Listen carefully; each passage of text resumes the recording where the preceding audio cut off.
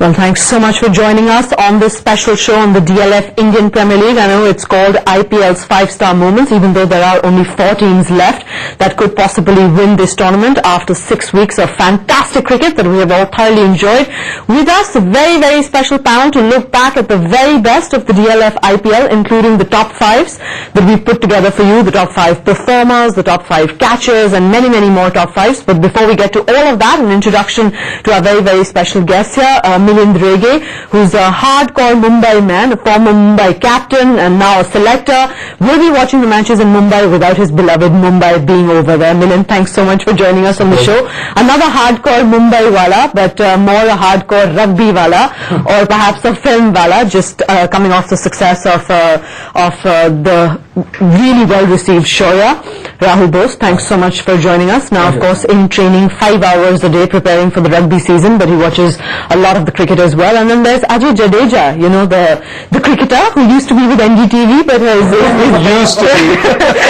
has been known to the IPL for a little while. And I can tell you one thing, that from whatever he's seen so far, he thinks this is a game that requires a lot of brains, and that's why he's going to be playing next season, because it's mind over age, right, Ajay? I think it is mind over age, and I think it's a lot of fun, and which is the prime factor for any sportsman. You should be playing a sport because you enjoy playing that sport, and with the people coming in, the crowds have been fantastic, the atmosphere on the ground.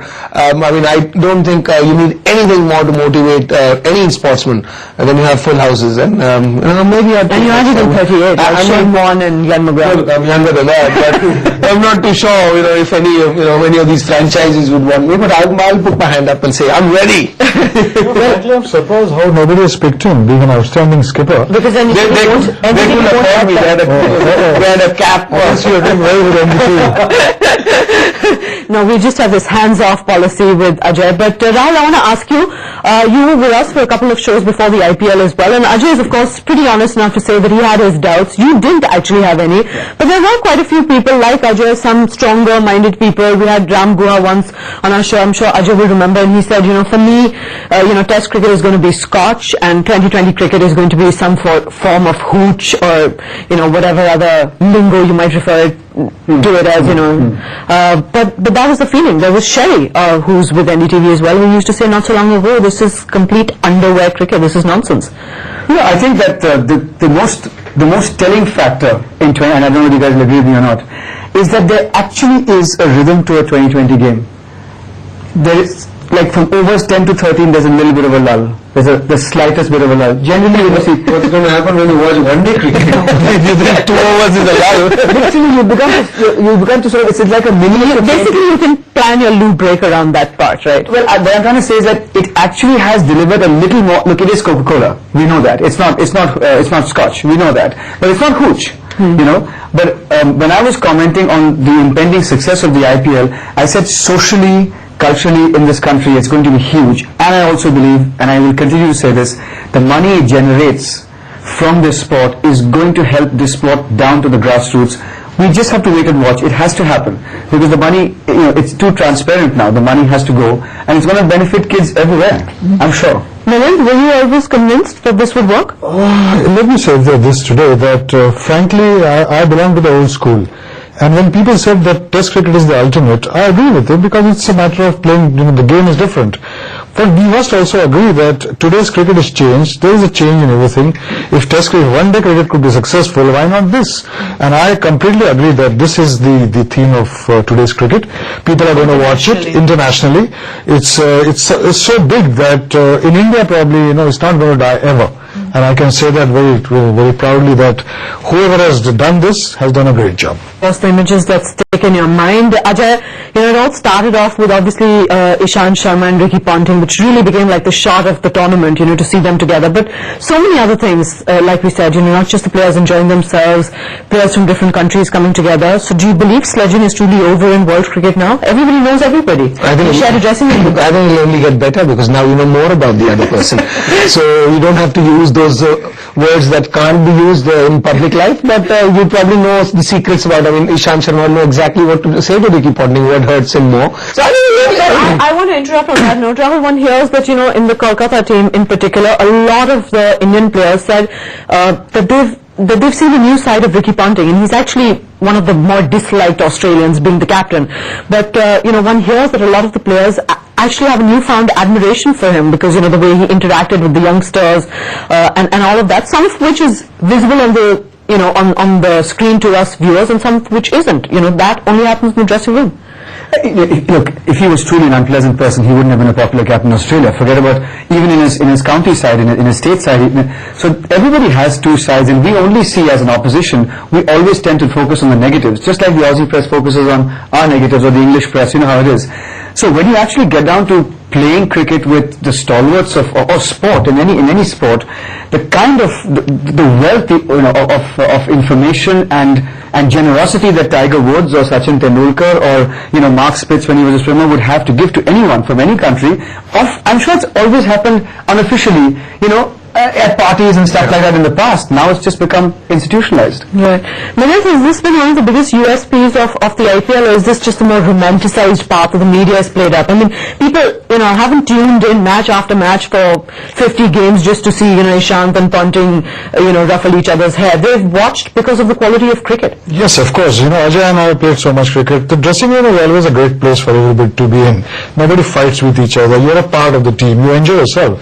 So except if you're Srishant and Harbhajan. That's right. That was they two weren't in the same dressing room. Yeah. See, I think that incident has been made to look like there are two Indian team players fighting with each other.